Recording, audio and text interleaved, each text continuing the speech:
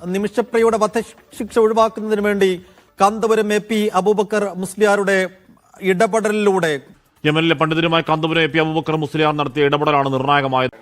ഇപ്പം ഞാനിപ്പോൾ കോഴിക്കോട് കാരന്തൂർ മർക്കസിലാണ്. ഈ ഒരു വിഷയത്തിൽ വളരെ ഫലപ്രദമായിട്ടുള്ള ഇടപെടൽ നടത്തിയ കാന്തപുരം അബൂബക്കർ മുസ്ലിയാരുമായിട്ട് ഇക്കാര്യം സംസാരിക്കുകയുണ്ടായി.